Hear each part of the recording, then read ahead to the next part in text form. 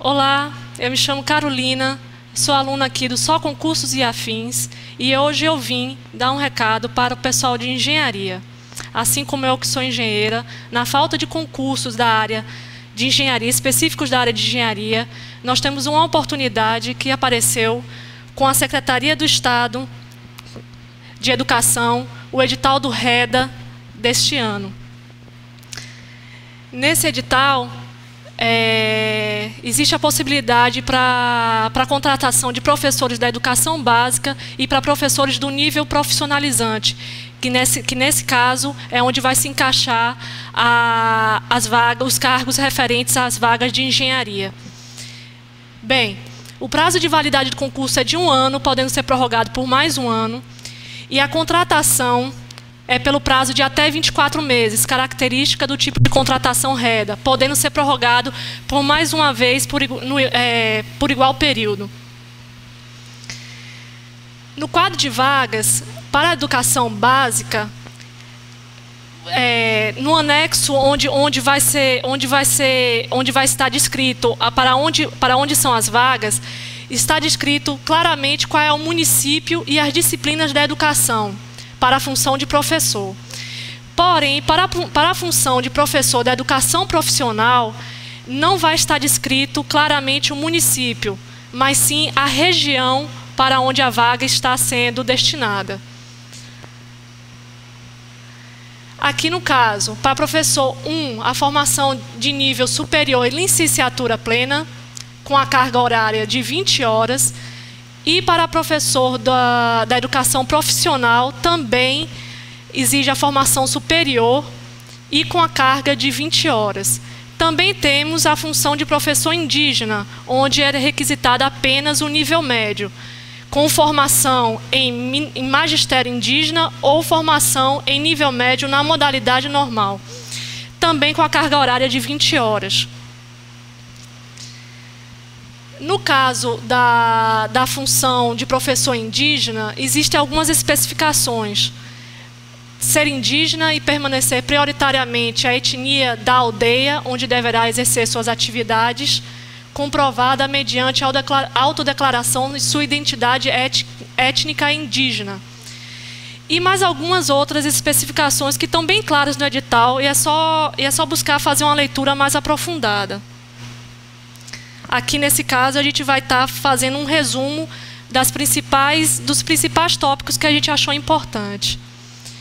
A taxa de inscrição é de R$ 20 para a função de professor da educação básica e de R$ 67 para a função de professor do nível profissional. E o período de inscrição ele está bem curto, ele só vai até o dia 26 de junho deste ano. Então, é bom correr para não perder essa oportunidade. Temos as vagas reservadas aos negros, que equivale a 30% das vagas oferecidas nesse concurso. E para as pessoas com deficiência, será reservado 5% das vagas. O importante aqui é observar que a inscrição dos candidatos negros com deficiências, elas podem ser concomitantes. E para a função que não houver vagas reservadas para os candidatos com deficiência, em razão do quadro quantitativo ofertado, deverá ser assegurada a inscrição nessa condição, procedendo-se à criação de um cadastro reserva. Bem, das provas que irão acontecer,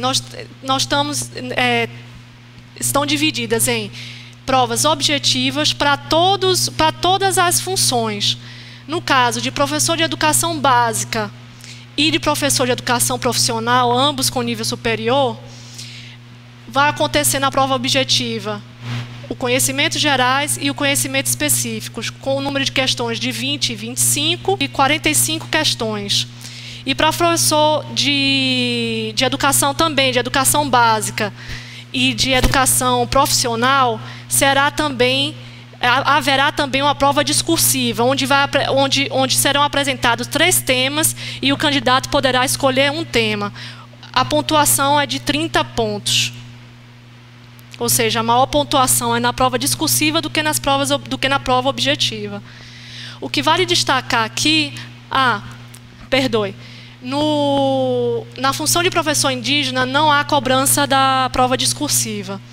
Então, o que é importante destacar nesse caso é que a pontuação máxima da prova objetiva é de 45 pontos e que os candidatos que não atingirem a pontuação de 20 pontos não participarão da segunda etapa, que é a correção da prova discursiva.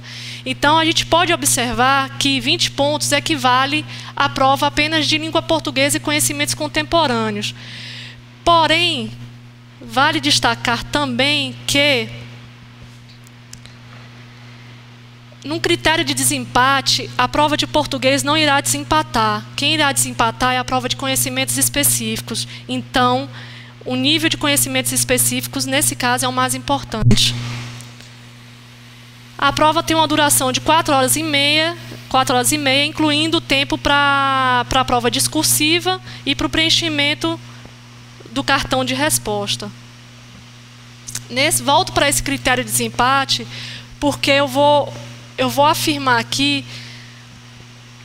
da importância da prova de títulos, que os títulos deverão ser encaminhados no período de 12 a 30 de junho deste ano, em fotocópias autenticadas e discriminadas em relação específica, sem rasuras ou emendas, identificada com o nome completo do candidato, número do documento de identidade e a opção da função temporária. É importante destacar que quando você participa de uma prova se você quiser participar dessa prova de títulos, a comprovação da sua escolaridade ela é feita na avaliação, ou seja, você precisa comprovar o seu nível superior antes do resultado final do concurso. Então, a pontuação máxima que se pode obter é 25 pontos, e esses pontos eles podem ser decisivos na classificação para esse concurso. Aqui estão descritas as especificações. Isso aqui tudo você pode observar no edital. Eu coloquei aqui apenas para observar quais são as especificações dos títulos, no caso, para a educação básica, onde se tem o curso de mestrado, o curso de doutorado, especialização, cursos de aperfeiçoamento, atividade docente comprovada na função a qual está concorrendo, experiência profissional, experiência como instrutor em cursos de qualificação profissional e o desenvolvimento de projetos e programas sociais. Tudo isso vale pontos importantes para quem quer participar da avaliação de títulos. No caso de títulos do nível profissionalizante, a tabela não está aqui, mas ela está bem clara no edital. Ela não difere muito dessa tabela da educação básica. Tem algumas especificações diferentes, mas é só ler o edital e tirar qualquer dúvida. No caso dos conteúdos programáticos, para professor de educação básica, nós temos os conhecimentos gerais, que envolvem a língua portuguesa, conhecimentos contextuais voltados para a educação e os conhecimentos específicos da organização do sistema de ensino, onde ele vai abordar sobre leis de diretrizes e bases da educação nacional. Também para a educação básica é exigido conhecimento para os componentes curriculares, onde você tem as áreas específicas, a área de linguagens, que está distribuída em arte, educação física, língua estrangeira, a área de ciências humanas, com história, geografia, sociologia e filosofia, e a área de ciências da natureza, química, física e biologia, além de matemática.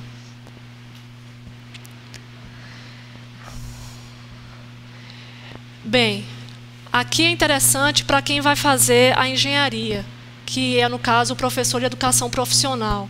O conhecimento exigido para a prova é o conhecimento de língua portuguesa, de conhecimentos contextuais voltados para a educação e conhecimentos específicos da educação profissional técnica. Ou seja, o conhecimento da sua área em engenharia ele não é requisito para fazer a prova. Aqui um cronograma preliminar, onde nós temos as inscrições que elas encerram no próximo dia 26. O envio dos títulos se encerram no próximo dia 30 e as provas ocorrem no dia 26 de julho, ou seja, estamos aí próximos de um mês para poder fazer essas provas. Aqui eu peguei um exemplo de como é que está no edital o quadro de vagas para a educação básica. Aqui nesse caso eu peguei apenas a região de Salvador, onde para cada região você tem os municípios e para cada município você tem o total de vagas que estão sendo disponibilizadas. Agora, vamos para o perfil dos candidatos por eixo e subeixo da educação profissionalizante. Na educação profissionalizante, é abordado diversas áreas, onde você tem os eixos tecnológicos. Isso é importante na hora de observar no edital onde é que você pode se encaixar. Nos eixos tecnológicos, você tem ambiente de saúde, segurança, controles e processos industriais. Você tem gestão de negócios, onde para cada eixo tecnológico você tem um subeixo. Por exemplo, na área de segurança, nós temos o subeixo segurança, onde as habilitações são engenheiro de segurança do trabalho, arquiteto, engenheiro civil e tecnólogo em segurança do trabalho. Um outro exemplo é controle e processos industriais.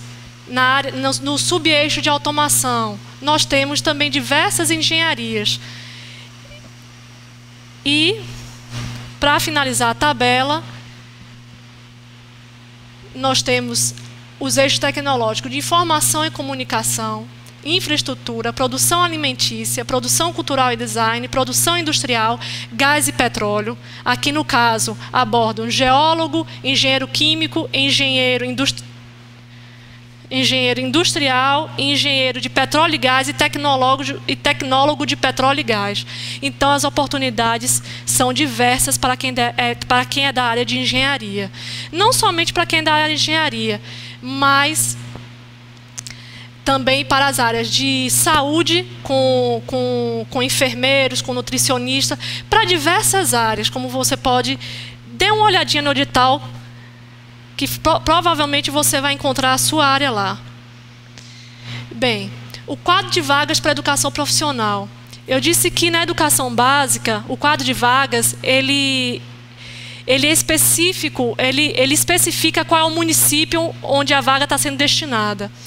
No quadro de vagas para a educação profissional, o município não é claro.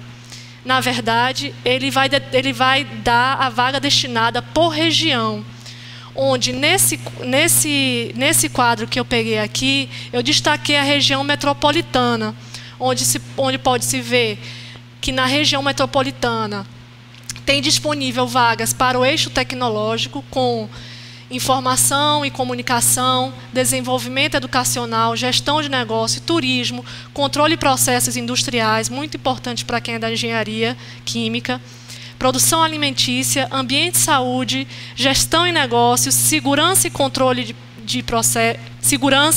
controle de processos industriais, turismo hospitalar,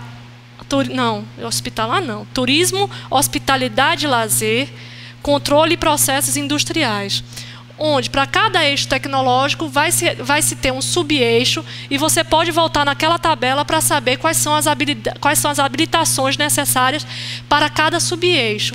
E aqui um número de vagas disponíveis para cada um deles. Bem, na dúvida de saber quais são os municípios que envolvem a região metropolitana ou qualquer outra região, uma dica é ir no site da www.culturaba.gov.br/territórios culturais. Nesse site vai estar descrito todos os territórios idênticos ao que está no edital, por exemplo, Irecê, Velho Chico, Chapada Diamantina. E quando você clicar no site em cada um desses territórios, você vai saber quais são os municípios que englobam esse território. Bem, eu aconselho que antes da inscrição você se certifique qual é a região do seu interesse e, principalmente, qual é o município, quais são os municípios que englobam essa região. Por experiência própria, eu resolvi me inscrever na região de Itaparica.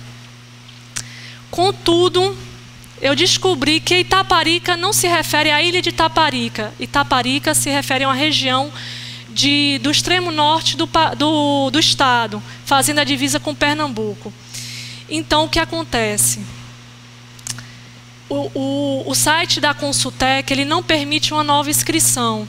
Então, eu aconselho vocês a prestarem bastante atenção para que não haja nenhum erro e vocês saberem para qual região e quais são os municípios que vocês vão estar, de fato, se inscrevendo. Bem, a dica foi essa.